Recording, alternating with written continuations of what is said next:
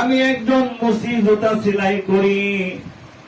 আমার দীর্ঘদিন ইচ্ছা ছিল একদিন আমি হজ করব, হজে যাব, রাসূলের রওজা মুবারক আমি জিয়ারত করব, রাসূলের কদমে গিয়ে আমি রাসূলকে সালাতু সালাম জানাইব।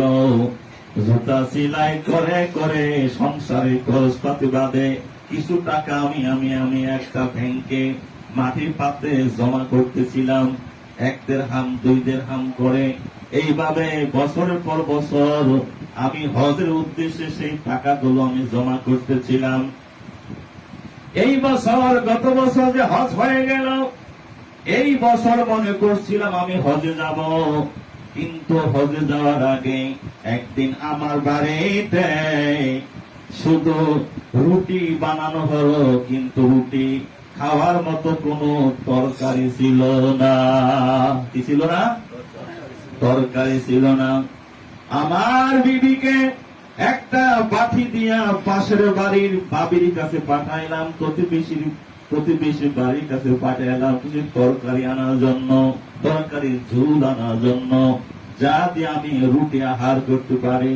এবার আমার বিবি যখন সেই বাটি নিয়ে প্রতিবেশীর বাড়িতে গেল, বলল, ও ভাবি চাচি একটু তরকারি দেন, আজকে আমাদের বাড়িতে কোনো তরকারি রান্না করা হয় নাই। এবার প্রতিবেশী সেই মহিলা বলল, ও মহিলা, আমাদের বাড়িতে যে তরকারি রান্না করা হয়েছে তা তোমাদের জন্য খাওয়া হালাল হবে না। কেন? শোনো মহিলা, আজকে আমাদের ঘরে 3 দিন ধরে কোনো আহার নাই। আল্লাহু আকবার। আজকে আমাদের বাড়িতে 3 দিন পর্যন্ত উনুনে আগুন জ্বলে না। আমাদের ছেলে মেয়েরা খিদায় ছটফট করতেছে। আমাদের ছেলে মেয়েদেরকে জীবন রক্ষার্থে আমার জামাই ওই বনের মধ্যে একটা মরা পশু পড়েছিল, সেই মরা পশুতে কিছু মাংস কেটে এনে আমরা মৃত পশুর মাংস রান্না করেছি আমাদের বাচ্চাদের জীবন বাঁচানোর জন্য। এখন তুমি বলো, সেই মৃত পশুর মাংসের তরকারি তুমি নিবা কি নিবা না? মহিলার মনের মধ্যে তাক কেটে গেল। এবার খালি পেট নিয়া তার মসির কাছে চলে আসলো। শুনছনি গো, আমাদের প্রতিবেশীর ঘরে আজকে 3 দিন পর্যন্ত কোনো আহার নাই, তাদের ছেলে মেয়ে জীবন রক্ষার্থে তারা মৃত পশু মাংস রান্না করেছে। এখন আমাকে বলল, এই মৃত পশু মাংস তোমাদের জন্য হালাল না।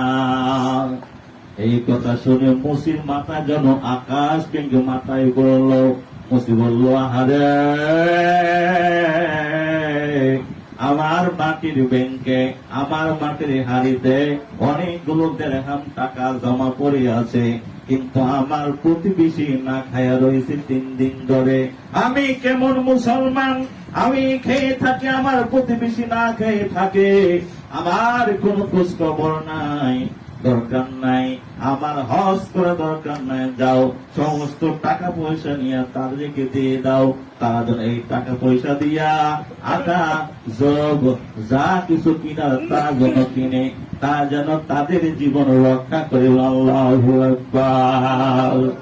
এইবার আমার জমাকৃত সমস্ত দিরহাম তাদেরকে দিয়ে দিলাম এবং আমি জীবন ইচ্ছা ছেড়ে দিলাম, আর হয়তো জীবনে আমার হজ করা সম্ভব হবে না।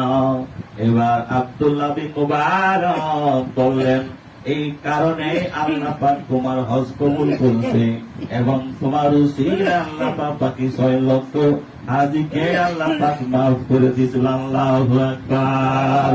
আরে তাকবীর।